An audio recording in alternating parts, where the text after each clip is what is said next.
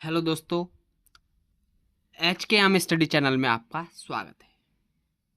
कक्षा 10 विज्ञान अध्याय 1 रासायनिक अभिक्रियाएं एवं समीकरण के पार्ट 2 में आपका स्वागत है जो एग्जाम टाइम में कम समय में ज़्यादा पढ़ाई के लिए महत्वपूर्ण है। तो आइए चलते हैं, पढ़ते हैं। अब आता है रासायनिक समीकरण, केमिकल इक्वेशंस,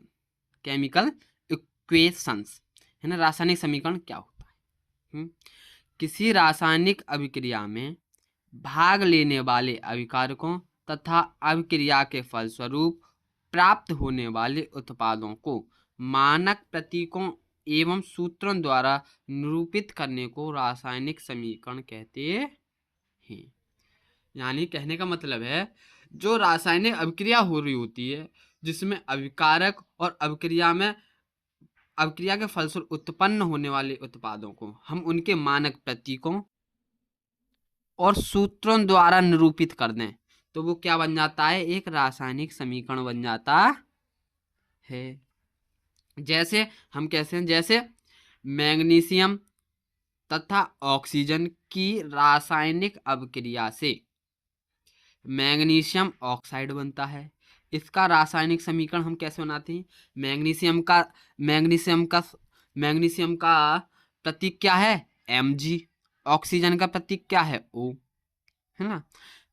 इन दोनों को है, और मैग्नीशियम ऑक्साइड का प्रतीक जो बनता है MgO, है ना।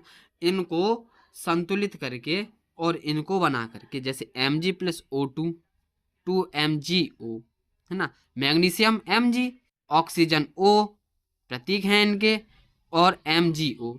तो ये एक पूरा क्या बन गया? एक सूत्र बन गया। तो अभिकारकों को और उत्पादों को मानक प्रतीकों एवं सूत्रों द्वारा निरूपित कर दें तो क्या बन जाता है? हमारा एक रासायनिक समीकरण बन जाता है। रासायनिक समीकरण बन जाता है। अब आगे आते हैं।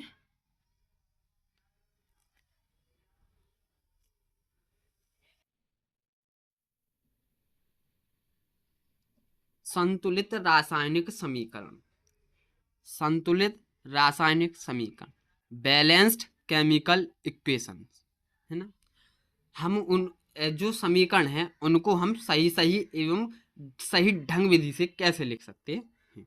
जैसे वह रासायनिक समीकरण जिसके दोनों पक्ष अर्थात तीर के निशान के बाईं और दाईं ओर पक्षों में प्रत्येक तत्व के परमाणुओं की संख्या समान होती है, संतुलित रासायनिक समीकरण कहलाती है। कहने का तात्पर्य है कि तीर की तरफ के बाईं ओर और तीर की तरफ के दाईं ओर इन दोनों के परमाणुओं की संख्या कैसी होनी चाहिए? समान होनी चाहिए। पर ऐसा ना हो तो वो कैसा समीकरण है? असंतुलित समीकरण है। जैसे हमें एग्जाम्पल में दिया हुआ है H2O यानी जल में वैद्युत धारा प्रवाहित करते हैं तो H2 यानी H2 गैस, हाइड्रोजन गैस निकलती है और ऑक्सीजन गैस निकलती है। तो यहाँ पे H के क्या परमाणु हैं? 2, और यहाँ पे H के परमाणु हैं 2। ऑक्सीजन के क्या परमाणु है? यहाँ पे 2, और यहाँ पे 1। तो ये संतुलित है या असंतुलित? ये कैसा है? असंतुलित। असंतुलित है, असंतुलित है। और ये है, और इसके नीचे देखो ये वाला 2H2O, है ना, 2H2O। तो यहाँ पे J नो समझ लो ये गुणा में, दो काय में गुणा में, है ना। और H2 और O2 गैस निकलती है ना। तो यहाँ पे हमने समझ लिया कि H क्या में है, 2 कर देते हैं तो 2 यहाँ जोड़ दे रहे हैं तो ये क्या हो जाता है? संतुलित। कैसे? मानो H 2 ये गई और 2 ये गई तो 2 और 2 4, तो 2 दूनी 4 परमाणु तो ये हो गए हाइड्रोजन के। और ऑक्सीजन का यहाँ पे अभी 1 है तो इसको गुणा कर दो, 2 एकम 2, तो ऑक्सीजन के यहाँ पे भी 2 हो गए, यहाँ पे भी 2 हो गई, तो ये क्या हो गया? संतुलित। संतुलित हो गया या नहीं हो गया? संतुलित हो गया। अब जैसे नेक्स्ट देखिए example, Cu copper plus oxygen बराबर कॉपर ऑक्साइड बनता है। एक तीर है, ये एरो CuO यानी कॉपर ऑक्साइड बनता है। तो यहाँ पे Cu क्या है, एक है, Cu एक है। ऑक्सीजन यहाँ पे क्या है, दो, पर यहाँ पे एक है। तो ये कैसा समीकरण है, असंतुलित। असंतुलित क्योंकि हमें पता है कि तीर के बाईं ओर और तीर के दाईं ओर दोनों पक्षों में परमाणु की संख्या कैसी होनी चाहिए, समान होनी चाहिए। हैं, तो हम क्या करते हैं, देखो अब इस नीचे वाले समीकरण को देखो, नीचे वाले को कि 2CO, दो कॉपर के परमाणु हैं और दो ऑक्सीजन के। तो हमने क्या किया, दो का गुणा कर दिया, तो 2CuO। तो यहाँ पे एक मान लो, तो दो एकम दो, Cu के दो, ऑक्सीजन के दो, एक एक दो नहीं दो, तो ऑक्सीजन के भी दो, तो बराबर हो गए या नहीं हो गए। तो ये कैसा समीकरण है, संतुलित। संतुलित समीकरण, ये कैसा समीकरण है, संतुलित समीकरण है। अब देखते हैं आगे,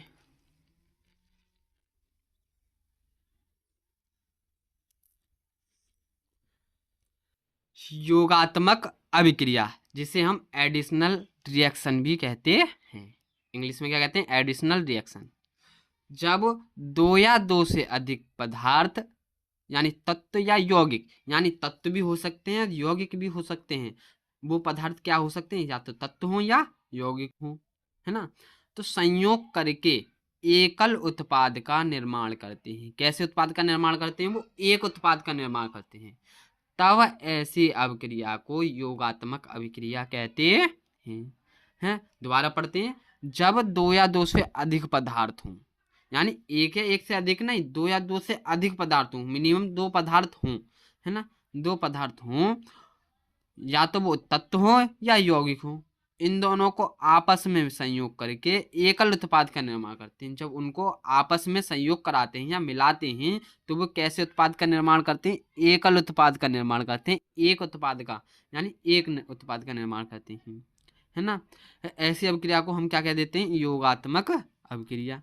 तो नोट ध्यान देने बात एक और है कि योगात्मक अभिक्रिया को संयोजन अभिक्रिया, यानी संयोजन यानी वहां का संयोग क्या कर रहे हैं, वहां पे जोड़ रहे हैं, तो संयोजन में से जोड़ना। संकलन, संकलन अभिक्रिया भी कहते हैं, क्योंकि वहां पे दो पदार्थों को क्या कर रहे हैं, हम दो या दो से अधिक पदार्थों को क्या कर रहे हैं, संकलित कर रहे हैं, एक जगह इकट्ठा कर रहे हैं, संकलित है। योगात्मक अभिक्रिया तो कहते ही है ना। तो हम क्या योगात्मक अभिक्रिया को क्या नाम से जानते हैं, योगात्मक अभिक्रिया, संकलन अभिक्रिया एवं संयोजन अभिक्रिया। ये हमेशा याद रखना, एग्जाम टाइम में इसे कैसे भी पूछ सकते हैं।